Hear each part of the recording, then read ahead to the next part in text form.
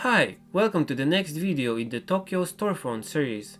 This time it's the 5th illustration in the series and I'm doing a bicycle shop, for which I'm using two shops actually.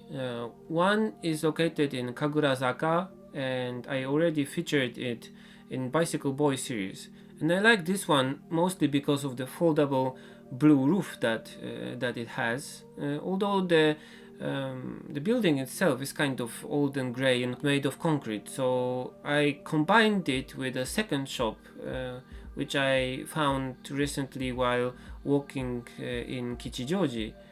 And this one has this really nice tiled walls and this really big red sign in front, so I decided to combine the two shops and also some elements that I saw around the shops, like the bicycles and the signs.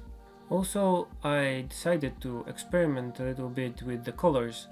So although the original shop in Kichijoji was red, kind of reddish color of the tiles, I decided to use this kind of blue-green reddish kind of gradient and just add a little bit of reddish color here and there on the tiles. I'm using the COPIC Multiliner 0.7 as usual for the lines, and I got some questions about that, so I wanted to tell you a little bit about this. I'm using watercolor paper that's cold pressed, so it has some texture and a little bit hard surface.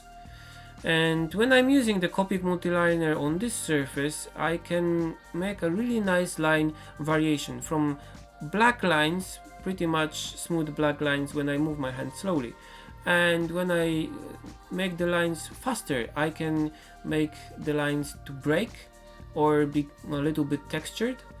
And I wanted this effect because in the previous series I was using pencils for the lines, and I liked the fact that I could make the lines really black and visible with soft pencils, and just a little bit somewhere there in the back gray lines with hard grade pencils. And I was thinking if I can do something like this with ink, which is better because when painted over with watercolors will not fade and will be still visible, which is a problem with pencils. And in the end, after trying some stuff, I found that COPIC fine liners, or for the matter any other brand that has nice waterproof ink, works pretty well on the watercolor paper for this. This illustration was kind of technically difficult because of the window and the letters on the signs, so I decided to use, for the first time in this series, masking fluid to make my work easier. I also used a little bit of the white pen to do the letters on the glass on the front window. And the finished illustration looks like this. This is the close-up.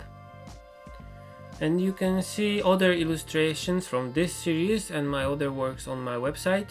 If you like this video and would like to see more, I have this whole series and the previous ones on my YouTube channel. Feel free to ask questions, make comments, subscribe, and see you in the next one. Bye!